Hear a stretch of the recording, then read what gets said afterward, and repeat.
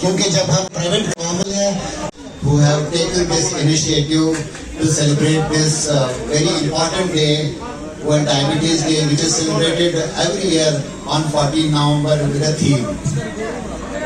Thank you sir so much for taking the initiative in collaboration with Department of Community Medicine and brief introduction about the event.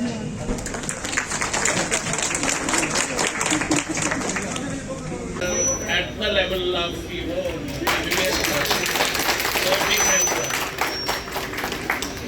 I would like से सुबह बहर चाहती हूँ। आप सबको पता होगा कि आज जो दिन मनाया जाता है यानी कि 14 नवंबर ये वर्ल्ड डायबिटीज डे मनाया जाता है और ये वर्ल्ड डायबिटीज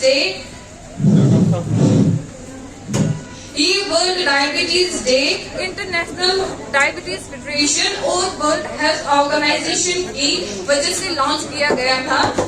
ये इसलिए लॉन्च किया गया था क्योंकि दुनिया में सबसे ज्यादा डायबिटीज पेशेंट्स मौजूद थे उस टाइम। डायबिटीज एक ऐसी बीमारी है जिसमें खून में ग्लूकोज की लेवल ज्यादा हो जाती है। इसको हम हाइपरग्लाइसीमिया भी कहते हैं। हाइपर मीन्स ज्यादा, ग्लाइसीमिया मीन्स ग्लूकोज। ये 3 टाइप की होती है, haemoglobin A1, haemoglobin A2 and haemoglobin F।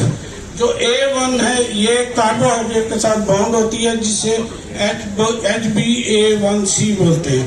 ये नॉर्मली कितने परसेंट के साथ आरबीसी के अटैच है उसी के डिपेंड करता है हमारी शुगर पर।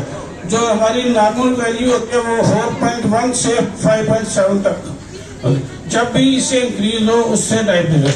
तीसरी टाइप होती है जब हम GTD से डायग्नोज करते हैं।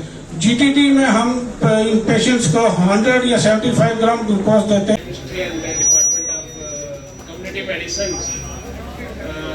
जिन्होंने एक इनिशिएटिव लेके इस प्रोग्राम को अंजाम पे पहुंचाया है। तो ऐसे प्रोग्राम होने बहुत जरूरी है। इससे अवेयरनेस होती है जनरल पब्लिक में, स्टूडेंट्स में, इवन डॉक्टर्स में भी। मैंने तो बहुत सारी चीज़ें तो मैंने सीखी है आज इन स्टूडेंट्स से कि ये भी हो सकता है डायबिटीज में और ये रिस्क फैक्टर हो सकते हैं। So I would like to thank all of you, specially management, जो audio visual system, all the departments, all the doctors, all the nurses, students and the canteen people. Thank you very much. Community medicine is concerned, जो ये world diabetes इसकी जो इस वक्त theme है that is access to को यहाँ पे बुलाना चाहूंगी ताकि वो इस इवेंट के बारे में हमें कुछ जानकारी दे।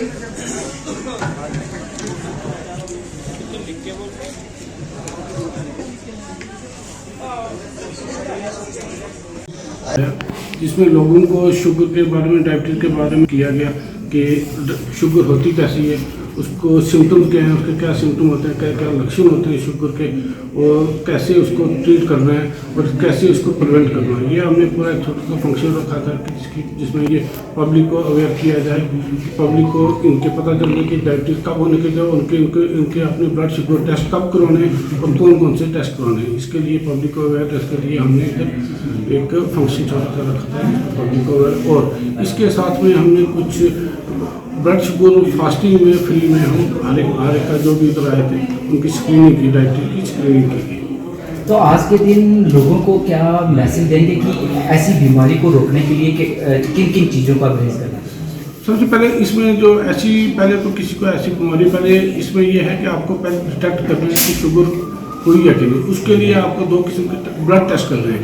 एक तो फास्टिंग में ब्लड शुगर करें। फास्टिंग वो होती है जब 8 घंटे से कुछ न खाया और सुबह के वक्त जो ब्लड शुगर करते हैं उसको फास्टिंग ब्लड शुगर, वो जब 110 से वो होगा, 2 टाइम होगा तो उसको हम डायबिटीज लेवल करते हैं।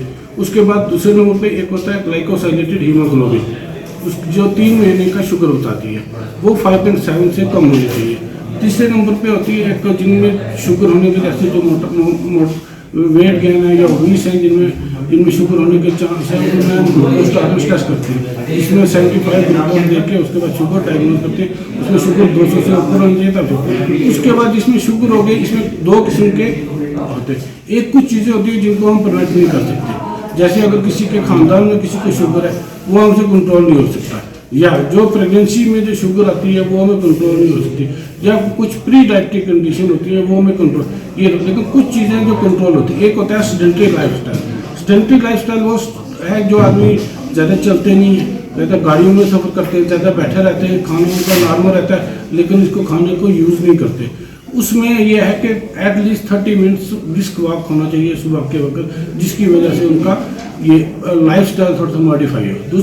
उसके बाद इसमें वेट गेन नहीं होना चाहिए। वेट गेन स्पेशली जो वो फैट जो पेट पे ऊपर आती है फैट वो ज़्यादा इसमें है, जिसको वेस्ट टू हिप रेशियो इसमें ज़्यादा अल्टर होती है, ताकि वो ना हो ताकि उनका वेट ना बढ़े और उससे उसका कंट्रोल है।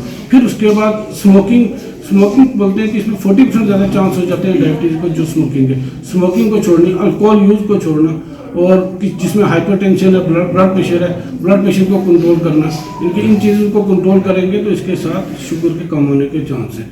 फिर इसमें हमारा टारगेट होता है, जब भी किसी को शुगर, हमारा टारगेट होता है इसका कि 14 नवंबर 2022 को हमने world diabetes day medical college Rajouri में मनाया, जिसमें लोगों को शुगर के बारे में, डायबिटीज़ के बारे में अवेयर किया गया कि शुगर होती कैसी है, उसको सिम्टम्स क्या हैं, उसके क्या सिम्टम होते हैं, क्या क्या लक्षण होते हैं शुगर के, और कैसे उसको ट्रीट करना है और कैसे उसको प्रिवेंट करना है। ये हमने पूरा एक छोटा सा फंक्शन रखा था कि जिसमें ये पब्लिक को अवेयर किया जाए, कि पब्लिक को इनके पता चले कि डायबिटीज़ कब होने के, जब इनके अपने ब्लड शुगर टेस्ट कब करवाने और कौन कौन से टेस्ट करवाने हैं। इसके लिए पब्लिक को अवेयरनेस के लिए हमने इधर एक फंक्शन छोटा सा रखा था जिसमें पब्लिक को अवेयर, और इसके साथ में हमने कुछ ब्लड शुगर फास्टिंग में फ्री में हम हर एक का जो भी इधर आए थे उनकी स्क्रीनिंग की, डायबिटीज़ की स्क्रीनिंग की गई। तो आज के दिन लोगों को क्या मैसेज देंगे कि ऐसी बीमारी को रोकने के लिए किन किन चीज़ों का परहेज करना चाहिए? सबसे पहले इसमें जो पहले तो किसी को ऐसी बीमारी, पहले इसमें यह है कि आपको पहले डिटेक्ट करना है कि शुगर हुई है कि नहीं। उसके लिए आपको 2 किस्म के ब्लड टेस्ट करने हैं। एक तो फास्टिंग में ब्लड शुगर करें। फास्टिंग वो होती है जब 8 घंटे से कुछ ना खाए और सुबह के वक्त जो ब्लड शुगर करते हैं उसको फास्टिंग ब्लड शुगर, वो जब 110 से वो होगा, 2 टाइम होगा तो अब उसको हम डायबिटीज लेवल करते हैं। उसके बाद दूसरे नंबर पे एक होता है ग्लाइकोसाइलेटेड हीमोग्लोबिन, उस जो 3 महीने का शुगर बताती है, वो 5.7 से कम होनी चाहिए।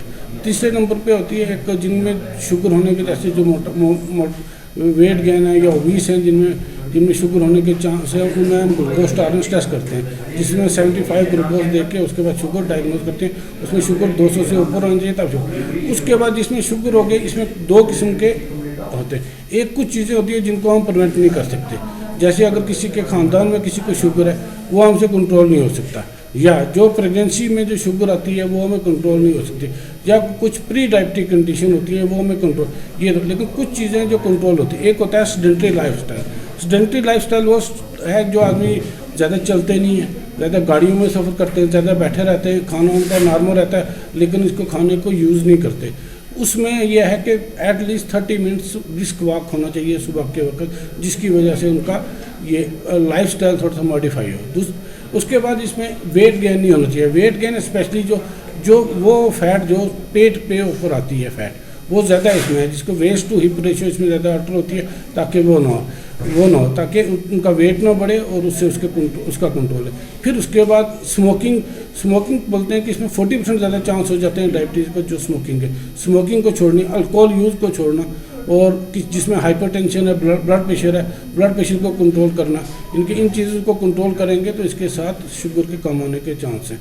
फिर इसमें हमारा टारगेट होता है, जब भी किसी को शुगर, हमारा टारगेट होता है इसका कि ग्लाइकोसाइलेटेड हीमोग्लोबिन जो HbA1c है वो 5.7 से कम हो।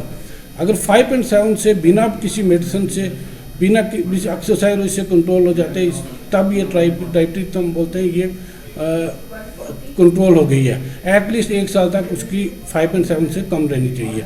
अगर वो मेडिसिन से है तो मेडिसिन उसको अपने टाइम के साथ, जैसे उसको डॉक्टर बोलते हैं, अपने टाइम के साथ टाइम के वक्त खाएंगे ताकि उसका शुगर जो है वो विद नॉर्मल रेंज में रहे। ठीक है सर। ठीक।